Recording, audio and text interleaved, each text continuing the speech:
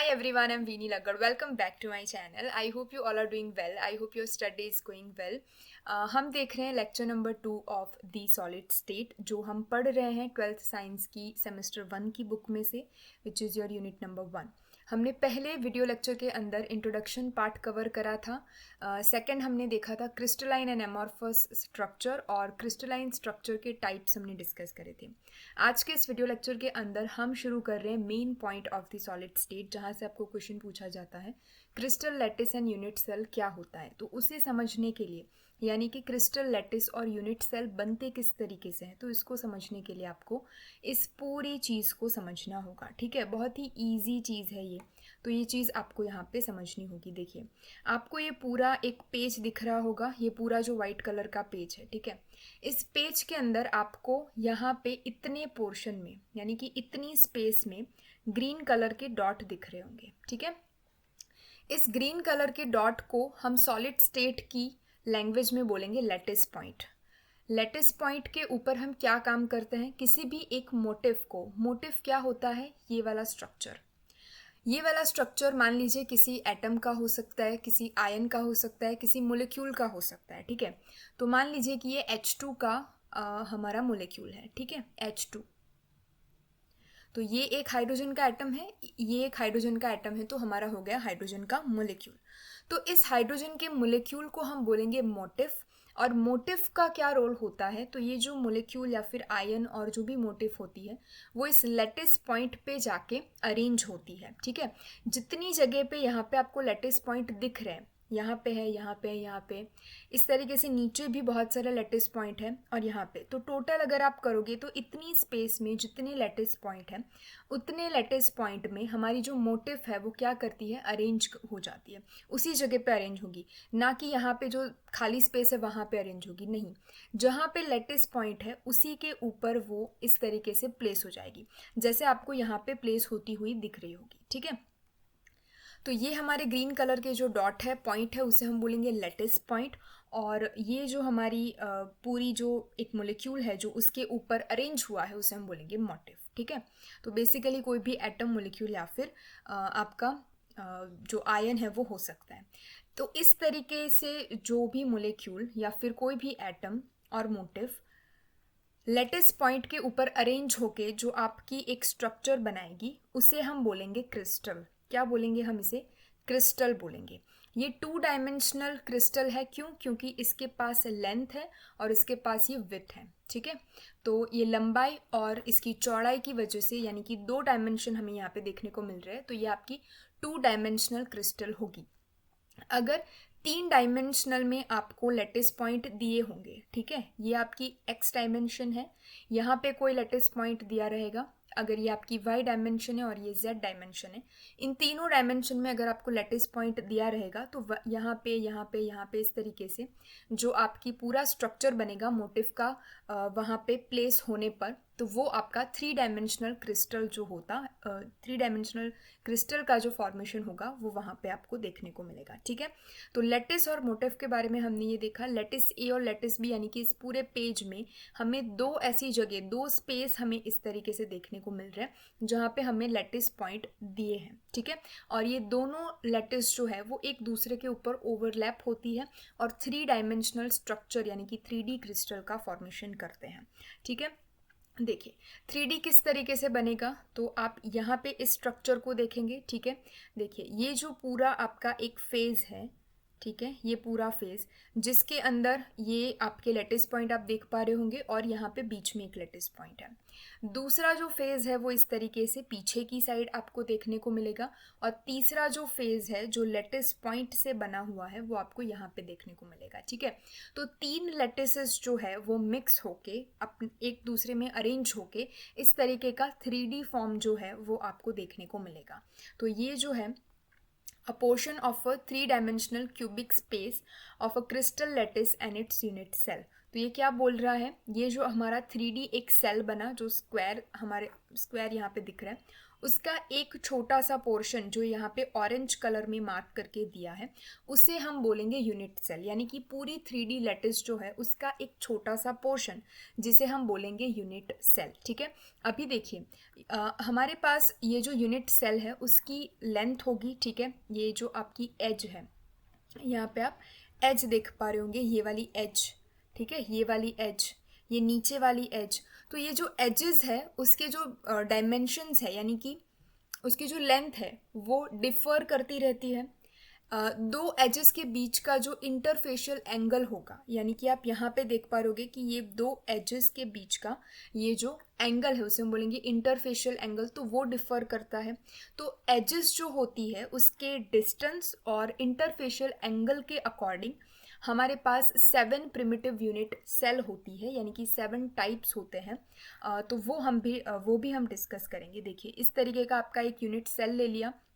यहाँ पे ए जो आप देख पा रहे हो, ये वाली आपकी एक एज है। ये वाली जो नीचे वाली डॉटेड लाइन है वो आप उसको हमने बी नाम दिया है।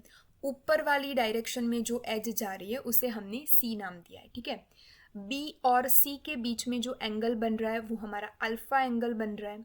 ए और सी के बीच में जो इंटरफेशियल एंगल बनेगा वो हमारा बीटा बन रहा है। और ये गैमा जो एंगल है वो ए और बी एजेस के बीच में बन रहा है। तो अल्फा बीटा गैमा जो है वो डिफ़र कर सकते हैं। और जो एजेस के जो मेजरमेंट है, ए बी और सी की जो लेंथ है वो डिफ़र कर सकती है। तो डिफ़र करने पर हमें जो है primitive and centred unit cell मिलेंगे। What is primitive and centred cell, तो वो हमें देखना है। यहाँ पे देखिए मैंने बोला आपको, देखिए ये वाली अगर आप देखो तो यहाँ पे ये जो एजेस की लेंथ है वो सभी में सेम है। ठीक है, सभी जो एजेस है वो सेम है, तो उसे हम क्यूबिक बोलेंगे। जो इंटरफेशियल एंगल है वो सभी का अल्फा बीटा गैमा 90 डिग्री है, तो उसे हम बोलेंगे क्यूबिक। अगर आप इसकी बात करो इस वाले की, तो अगर आप ये देखो इसकी ये वाली एजेस और ये वाली यानी कि पीछे की एजेस सेम साइज़ की दिख रही है, लेकिन ये वाली जो एजेस आप देख रहे हो, ये वाली पूरी जो वर्टिकल है वो थोड़ी लंबी है। तो आपको इस तरीके का कंपाउंड मिलेगा, यानी कि क्यूबिक सेल मिलेगा। अगर ये वाले डायरेक्शन में ज़्यादा एज है, ज़्यादा लेंथ है, ज़्यादा मीटर है, तो इस तरीके का आपको कंपाउंड मिलेगा। तो हम एजेस की जो लेंथ है और जो इंटरफेशियल एंगल है अगर हम उसे डिफ़र करते जाए तो हमें इतनी जो है वो 7 प्रिमिटिव यूनिट सेल हमें देखने को मिलेगी। ठीक है, चलिए अभी ये वाली जो है, ये वाला जो आपका टेबल है वहाँ पे आपको 7 क्रिस्टल सिस्टम दिखेंगे जहाँ पे क्यूबिक, टेट्रागोनल, ऑर्थोरोम्बिक ये उनके नाम हैं। एक्सियल डिस्टेंसेस यानी कि एज का लेंथ। ठीक है, ए लेंथ है, बी लेंथ है और सी लेंथ है। तो अगर तीनों की लेंथ सिमिलर हुई तो वो हम बोलेंगे क्यूबिक। अगर तीनों इंटरफेशियल एंगल 90 डिग्री के हुए तो हम उसे बोलेंगे क्यूबिक। और अगर A is equal to B is equal to C यानी कि तीनों लेंथ सिमिलर है, इंटरफेशियल एंगल्स भी तीनों सिमिलर है, तो उसे हम बोलेंगे प्रिमिटिव। प्रिमिटिव यानी कि सिर्फ क्यूबिक के अंदर एजेस के ऊपर आपके जो एटम है वो प्लेस होंगे। ठीक है, वो भी हम नेक्स्ट देखेंगे नेक्स्ट स्लाइड के अंदर। तो ये जो पूरे हमारे 7 इसके क्लासेस पढ़ेंगे मोनोक्लिनिक और ट्राई क्लिनिक तक तब आप देख पा रहे होगे कि तीनों लेंथ सिमिलर नहीं है। यहाँ पे ए इज इक्वल टू बी है, यानी कि दो लेंथ सिमिलर है, लेकिन तीसरी जो लेंथ है वो सिमिलर नहीं है। यहाँ पे आप अल्फ़ा बीटा 90 देख पा रहे हो, लेकिन गैमा की जो वैल्यू है वो 120 हो गई है। तो आपको ये चीज़ पता चल गई होगी अब तो कि लेंथ जो होती है उसके डिफ़र होने से और एंगल के डिफ़र होने से हमें ये जो 7 क्रिस्टल सिस्टम मिलेंगे वो मिलेंगे। ठीक है, क्यूबिक हम किस चीज़ को बोलेंगे वो हम यहाँ से क्लियर करेंगे। क्यूबिक यानी कि इसके जो एंड पॉइंट है, यहाँ पे पॉइंट जो होते हैं, ठीक है, ये वाले जो पॉइंट है जहाँ से हम लाइन को जोड़ते हैं, तो सिर्फ पॉइंट पे यानी कि सिर्फ एंड पे, कॉर्नर्स पे, इसे हम क्या बोलेंगे, कॉर्नर बोलेंगे। तो अगर क्यूब के सिर्फ कॉर्नर पे एटम प्रेजेंट हो, एटम, मोलिक्यूल या फिर आयन कोई भी, सिर्फ क्यूबिक के कॉर्नर पे एटम प्रेजेंट हो, टोटल कितने पॉइंट होंगे, 1 2 3 4 5 6 7 8, यानी कि 8 हमारे जो होंगे वो पॉइंट होंगे, कॉर्नर्स होंगे। तो सिर्फ 8 एटम प्रेजेंट हो कॉर्नर पे तो हम उसे बोलेंगे प्रिमिटिव। और उसे हम बोलेंगे सिंपल। सिंपल का मतलब होता है प्रिमिटिव, ठीक है।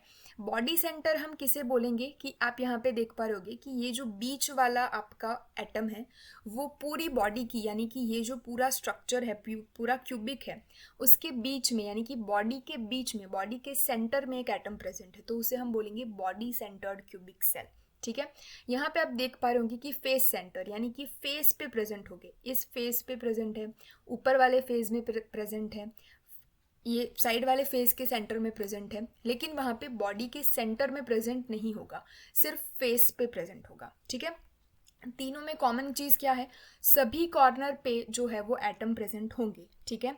कॉर्नर पे तो सबके होंगे, यानी कि प्रिमिटिव में भी होंगे, बॉडी सेंटर में भी होंगे और फेस सेंटर में भी होंगे। बॉडी सेंटर में एडिशन कहाँ पे होगा, बॉडी की सेंटर में, और फेस सेंटर में क्या होगा, जितने भी फेजेस है, 6 फेज होते हैं स्क्वायर क्यूबिक के, तो 6 फेजेस के सेंटर में आपको एटम या फिर मोलिक्यूल आयन देखने को मिलेंगे, ठीक है। तो ये चीज़ आपको यहाँ पे दिखाई गई है। चलिए अभी ये वाला जो पोर्शन है हमारा, number of atom present in unit cell, यानी कि एक यूनिट सेल के अंदर कितने नंबर ऑफ एटम प्रेजेंट होते हैं। तो प्रिमिटिव क्यूबिक सेल की अगर हम बात करें तो बॉडी के बीच में जब एक एटम प्रेजेंट होता है तो उसका कंट्रीब्यूशन कितना होता है, ठीक है। मान लीजिए मानना क्या है, यहाँ पे 8 जो है वो कॉर्नर्स हैं, 8 कॉर्नर्स है, ठीक है। किसी भी क्यूबिक सेल के अंदर कितने कॉर्नर होते हैं, 8 कॉर्नर होते हैं, जो आप यहाँ पे देख पा रहे होंगे। 3D में आपको सॉलिड स्टेट को अज्यूम करना होगा ताकि आपको चीज़ें बेटर वे में समझ में आए, ठीक है। तो 8 कॉर्नर्स है, इसके बीच में एक ये वाला एटम है, तो इस एटम का जो कंट्रीब्यूशन होगा इस यूनिट सेल के ऊपर वो कितना होगा, तो 1/8 होगा। क्यों, क्योंकि ये वाला जो एटम है वो इस कॉर्नर से भी एसोसिएट करेगा, इस कॉर्नर से भी, इस कॉर्नर से भी, इस कॉर्नर से भी। मान लीजिए कि आपका क्यूबिक एक रूम है और आप बीच में बैठे हो, ठीक है। तो आपका जो कंट्रीब्यूशन है वो बीच की प्लेस में, यानी कि सेंटर में कितना होगा, 1/8 होगा, क्योंकि 8 जो कॉर्नर्स हैं उनसे आप घिरे हुए हो, ठीक है। समझ आई इतनी चीज़। देखिए यहाँ पे आप 3D में अज्यूम कर सकते हो कि ये जो पूरा ग्रुप है, यहाँ पे बीच में जो मैंने सर्कल करा वहाँ पे क्या है, सेंटर में एक आपका एटम है, तो यहाँ पे सेंटर में इसका कंट्रीब्यूशन कितना होगा, 1/8 होगा। क्यों 1/8 ही होगा, क्योंकि 8 कॉर्नर से वो घिरा हुआ है, ठीक है। तो इतनी चीज़ आपको याद रखनी है, क्योंकि 8 यहाँ पे आपके एटम है, यानी कि कॉर्नर पे 8 एटम होंगे, तो 8 एटम को हम मल्टीप्लाई करेंगे 1/8 यानी कि कंट्रीब्यूशन से, तो हमें 1 एटम मिलेगा। 8 कैंसिल आउट हो जाएंगे, तो 1 एटम हमें मिलेगा किस में, प्रिमिटिव यूनिट सेल के अंदर, ठीक है। चलिए तो इतनी चीज़ समझ आई। इन सभी चीज़ों को हमने एक सेपरेट स्लाइड के अंदर समझा के रखा है, तो आप उस चीज़ को गो थ्रू कर सकते हो ग्लांस में। अगर हम बॉडी सेंटर क्यूबिक सेल की बात करें तो क्या होगा, सबसे पहले तो 8 कॉर्नर है हमारे पास, ठीक है, 8 कॉर्नर है, तो 8 कॉर्नर का जो कंट्रीब्यूशन होगा वो 1/8 होगा, 1/8 पर कॉर्नर, ठीक है। तो उसका तो 1 एटम हो गया। सेंटर में जो आपका एटम होगा उसका कंट्रीब्यूशन कितना होगा, एक ही होगा, क्योंकि वो तो सेंटर में है, राइट। तो एक बॉडी सेंटर है और उसका कंट्रीब्यूशन होगा हमारा 1, तो 1 × 1 1 ही हो गया। तो 1 + 1 को अगर हम ऐड करें तो 2 एटम होगा, यानी कि यहाँ पे आप ये चीज़ देख सकते हो कि बॉडी सेंटर क्यूबिक सेल में total atom per unit cell, total atom per unit cell कितने होंगे, 2 होंगे। क्यों, क्योंकि 8 कॉर्नर का कंट्रीब्यूशन हमने काउंट करा और बॉडी के बीच में, ठीक है, बीच में जो एटम था उसका हमने कंट्रीब्यूशन काउंट करा, ठीक है। इतनी चीज़ समझ आए।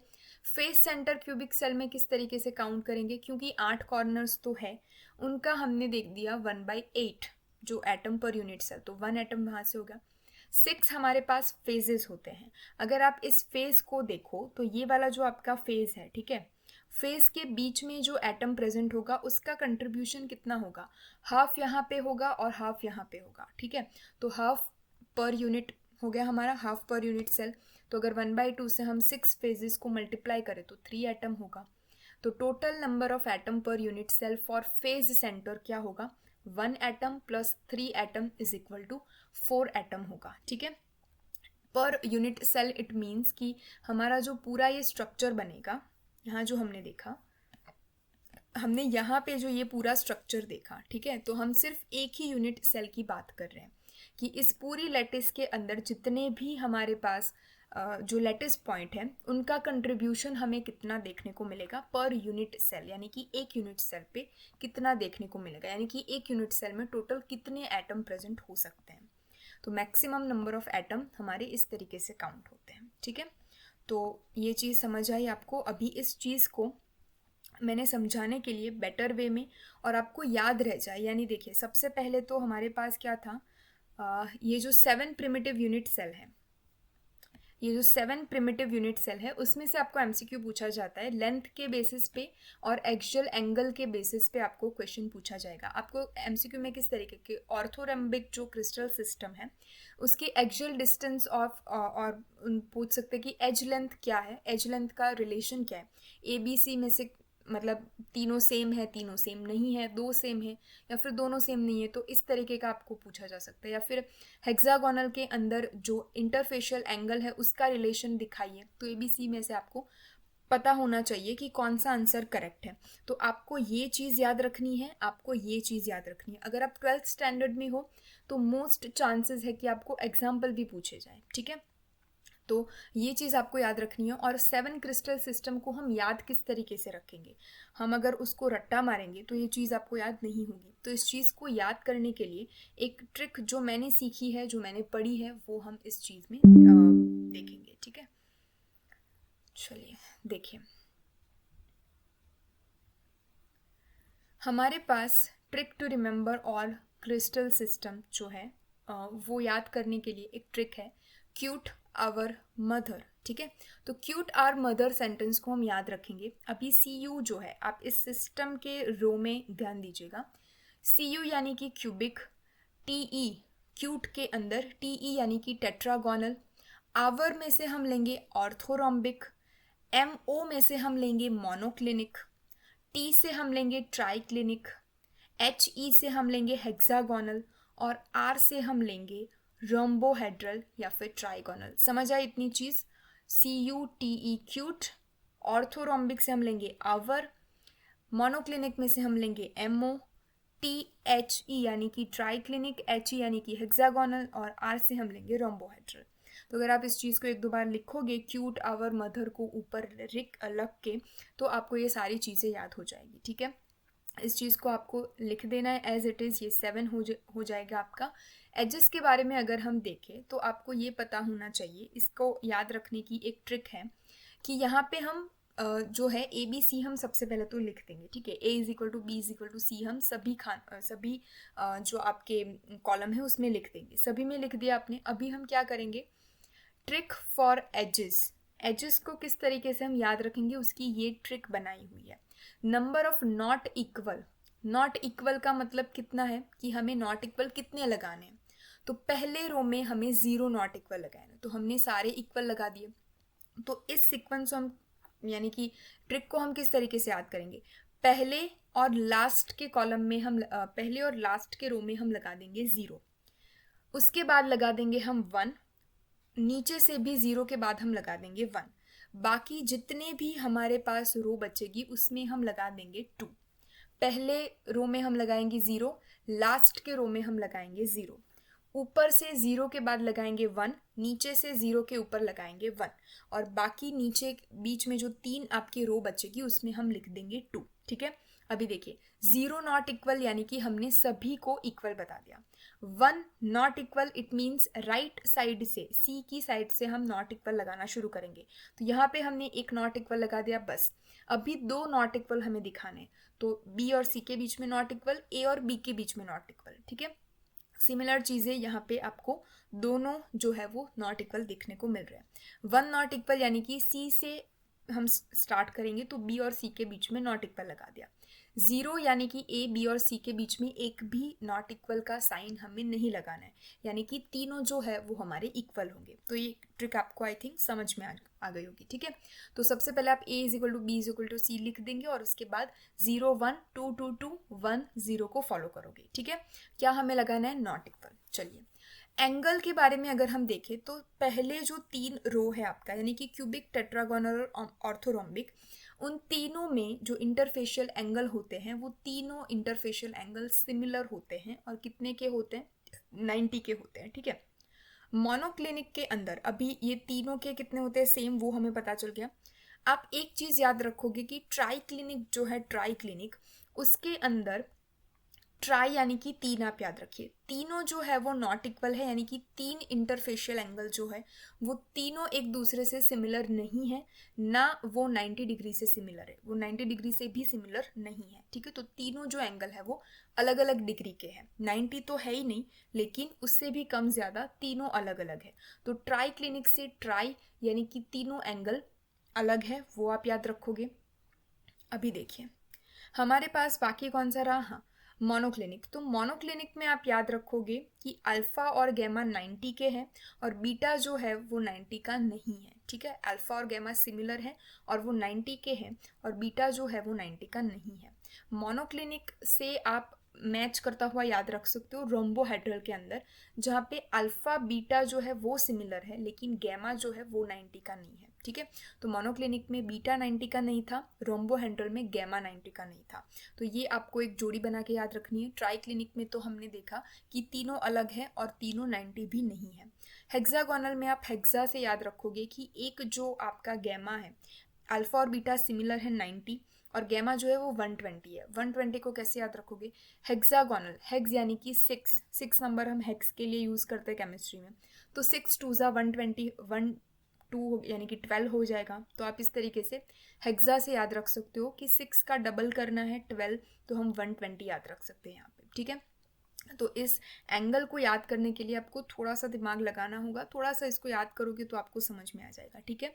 एग्जाम्पल आप यहाँ से देख सकते हो कि क्यूबिक के लिए तो NaCl जिंक ब्लेंड है, वाइट टीन SiO2 TiO2 जो है वो टेट्रागोनल के लिए। थोड़ा सा अगर आप इस चीज़ को रिवाइज करके जाओगे तो आपको एग्जाम्पल भी याद हो जाएंगे, ठीक है। तो आपको आई होप ये जो ट्रिक होगी वो अच्छी लगी हुई हो, समझ में आई होगी। चलिए अभी हम देख लेते हैं कि जो हम बात कर रहे थे कि क्यूबिक के लिए, तो क्यूबिक के अंदर मैंने यहाँ पे टोटल फेजेस जो होते हैं वो 6 होते हैं। ये आगे वाला फेज, पीछे वाला फेज, ऊपर नीचे और ये साइड के 2, ठीक है। तो 6 फेजेस होते हैं। फेज का जो कंट्रीब्यूशन पर यूनिट होता है वो 1/2 होता है। क्यों?